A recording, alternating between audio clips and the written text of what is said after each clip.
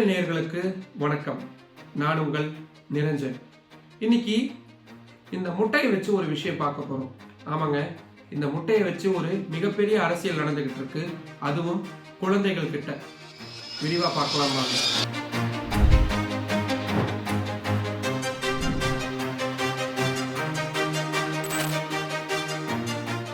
1920 September 16 இந்த தேதியில தான் இந்தியாவில் ஒரு மிக முக்கியமான திட்டம் அறிமுகப்படுத்தப்பட்டுச்சு. சென்னையில சர் பிட்டி தியாகராயரால அறிமுகப்படுத்தப்பட்டதுதான் மதிய உணவு திட்டம். சென்னையில் இருக்கக்கூடிய சில பள்ளிக்கூடங்களுக்கு மட்டும் இந்த திட்டம் கொண்டு வரப்பட்டாலும் அதுக்கப்புறமா வந்த காலகட்டங்கள்ல பல தலைவர்களால அந்த திட்டம் விரிவுபடுத்தப்பட்டுச்சு. மதிய உணவு திட்டம் தமிழ்நாடு முழுக்க கொண்டு வரப்பட்டது காமராஜர் காலத்துலதான். அதுக்கப்புறமா அது சத்துணவு திட்டமா மாற்றப்பட்டு இன்னைக்கு முட்டை, பால், அது மட்டும் இல்லாம பழங்கள், பயிறு வகைகள், பருப்பு வகைகள்னு குழந்தைகளுக்கு ஊட்டச்சத்தையும் போஷாக்கையும் ஊட்டி கொடுத்துட்டு இருக்கிறாங்க தமிழக ஆட்சியாளர்கள்.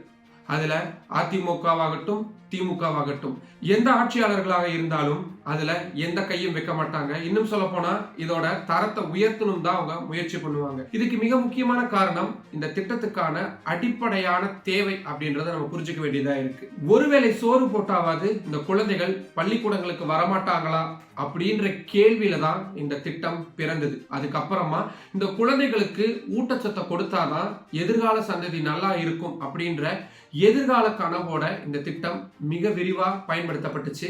இன்னைக்கும் இந்த திட்டம் இந்தியா மட்டுமில்ல உலக நாடுகள் பலவற்றுக்கும் பெரும் ஆச்சரியத்தை கொடுக்கக்கூடிய திட்டமா செயல்படுத்தப்பட்டு வருது. இந்தியாவில் இருக்கக்கூடிய 36 மாநிலங்கள் மற்றும் யூனியன் பிரதேசங்கள்ல ஆந்திரா, பீகார், ஜார்க்கண்ட், கர்நாடகா, கேரளா, மிசோரம், ஒடிஷா, தமிழ்நாடு, அஸ்ஸாம், தெலங்கானா, உத்தராகண்ட், அந்தமான் நிக்கோபார், லடாக், லட்சத்தீவு, புதுச்சேரி இந்த மாதிரியான மாநிலங்கள்ல மதிய உணவோடு சேர்த்து முட்டையும் வழங்கப்படுது. இதுல உத்தராகண்ட், ஒடிசா, அஸ்ஸாம் இந்த 3 மாநிலங்கள் மட்டும்தான் பாரதிய ஜனதா கட்சி ஆட்சி செய்யக்கூடிய மாநிலங்களா இருந்தாலும் மதிய உணவு திட்டத்துல முட்டை வழங்கப்படுது. அப்படின்னா கேள்வி எழும், மற்ற மாநிலங்கள்ல என்ன அப்படின்னு. ஆமாங்க, மற்ற மாநிலங்கள்ல முட்டை வழங்கப்படுறதில்லை. முன்னாடி வழங்கப்பட்டு இருந்தாலும் பாரதிய ஜனதா கட்சி ஆட்சிக்கு வந்ததுக்கு அப்புறமா இந்த திட்டம் நிறுத்தப்பட்டிருக்கு. உதாரணத்துக்கு கர்நாடகா மாநிலத்துல இந்த மதிய உணவு திட்டத்துல முட்டைகளை கொண்டு வரணும் அப்படின்ற மாதிரியான யோசனைகள் முன்வைக்கப்பட்ட போதே அங்க இருந்த இந்து அமைப்புகள் அதுக்கு கடுமையான எதிர்ப்பு தெரிவிச்சாங்க. அதுக்கப்புறமா அந்த திட்டம் கிடப்புல போடப்பட்டிருந்தாலும் இப்போ காங்கிரஸ் தலைமையிலான கர்நாடகா மாநில அரசுல மதிய உணவு திட்டத்துல முட்டை சேர்க்கப்பட்டிருக்கு. சரி, இது ஒண்ணுதானா? இன்னும் நிறைய இருக்கு. கோவா மாநிலத்திலையும் இந்த திட்டம் 2022ஆம் ஆண்டு வரைக்கும் செயல்பாட்டில் இருந்த நிலையில அதுக்கப்புறமா முட்டை மதிய உணவு திட்டத்திலிருந்து நீக்கப்பட்டிருக்கு. சத்தீஸ்கர் மாநிலத்துல பாரதிய ஜனதா கட்சி ஆட்சிக்கு வந்ததுக்கு அப்புறமா மதிய உணவு திட்டத்திலிருந்து முட்டை நீக்கப்பட்டுச்சு.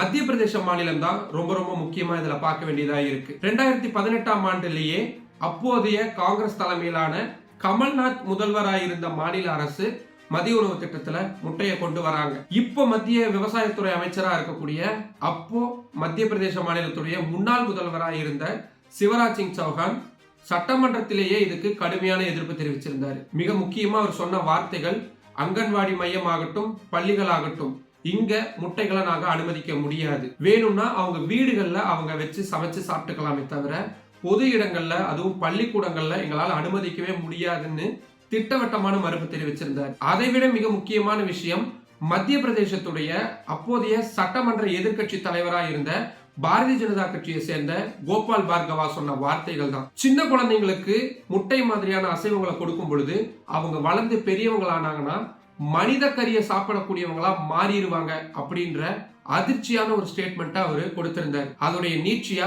இப்போ மத்திய பிரதேச மாநிலத்துல பாரதிய ஜனதா கட்சி தலைமையிலான அரசு அமைஞ்சதுக்கு அப்புறமா அந்த மாநிலத்திலையும் முட்டை மதிய உணவு திட்டத்துல வழங்கப்படுறதில்லை. இந்த வரிசையில சமீபத்துல சேர்ந்திருக்கு மகாராஷ்டிரா மாநில அரசு. மகாராஷ்டிரா மாநிலத்தில் இருக்கக்கூடிய மும்பை தான் இந்தியாவுடைய பொருளாதார தலைநகரம். உலக பணக்காரர்கள் பலரையும் உலகத்துக்கு தந்த மும்பை இருக்கக்கூடிய மாநிலம். கிரிக்கெட்ல இருந்து பாலிவுட் வரைக்கும் பணம் கொழிக்கக்கூடிய பல துறைகளை கொண்டிருக்கக்கூடிய நகரம் மும்பை. அந்த மகாராஷ்டிரா மாநில அரசு தான் முட்டைய மதிய உணவு திட்டத்திலிருந்து நீக்கிறதா அறிவிச்சிருக்கிறாங்க. இதுக்கு அவங்க சொல்லியிருக்கக்கூடிய காரணம் ரொம்ப ரொம்ப முக்கியம். 50 கோடி ரூபாங்க, அதிகபட்சம்லாம் இல்லை, வெறும் 50 கோடி ரூபாய் தான் மதிய உணவு திட்டத்துல இந்த முட்டைகளை குழந்தைகள் சாப்பிட்றதுக்காக அந்த மாநில அரசு ஒதுக்க வேண்டிய நிதி. அந்த நிதி இல்லை அப்படின்னு சொல்லி தான் இந்த முட்டையை நிராகரிச்சிருக்கிறாங்க மகாராஷ்டிரா அரசு. இதுக்கு பின்னாடி நம்ம ஏற்கனவே பார்த்த மதம் சார்ந்த விஷயங்கள் இருக்கிறத உறுதியா நம்மளால சொல்ல முடியும். ஆனா மகாராஷ்டிரா அரசு அதை வெளிப்படையா அறிவிக்கல அப்படின்றதையும் பார்க்க வேண்டியதா இருக்கு. சரி, முட்டைன்னு சொல்றியே, அது என்ன அவ்வளவு முக்கியமானதா அப்படின்னு நீங்க கேட்கலாம். உணவு பாதுகாப்பு சட்டம் 2013 கீழே ஒரு ஆரம்ப பள்ளியில படிக்கக்கூடிய குழந்தைக்கு ஒரு நாளைக்கு 12 கிராம் புரோட்டீன் கிடைக்கணும். அதுவே மேல்நிலை பள்ளி அல்ல அதுக்கு மேல இருக்கக்கூடிய வகுப்புகள்ல படிக்கக்கூடிய மாணவர் மாணவியர்னா அவங்களுக்கு ஒரு நாளைக்கு 20 கிராம் புரோட்டீன் கிடைக்கும். நீங்க ஜஸ்ட் இந்த ஜிம்ல எல்லாம் சாப்பிடுவாங்கல்ல புரோட்டீன் பவுடர், அதோடைய விலையை எடுத்து பாருங்க. 5000 இருந்து 8000, 10,000, 20,000 இருக்கும். அதெல்லாம் நம்ம குழந்தைங்களுக்கு அஃபோர்ட் பண்ணக்கூடியதா? அதனாலதான் நம்ம ஆட்சியாளர்கள் கடந்த காலங்களில் முட்டை அதிக புரோட்டீன் நிறைஞ்ச ஒரு உணவு அப்படின்றத உணர்ந்து அதை மதிய உணவு திட்டத்தில் கொடுத்தாங்க. பால் மாதிரியான மற்ற பொருட்களையும் கொடுக்கறாங்க. ஆனா மதம் சார்ந்து சில காரணங்களை சொல்லி குழந்தைகளுக்கு கொடுக்கக்கூடிய இந்த முட்டை மாதிரியான புரோட்டீன், அந்த குழந்தைகளுக்கான தேவையான அடிப்படை புரதம் இந்த முட்டையிலிருந்து தான் கிடைக்குது.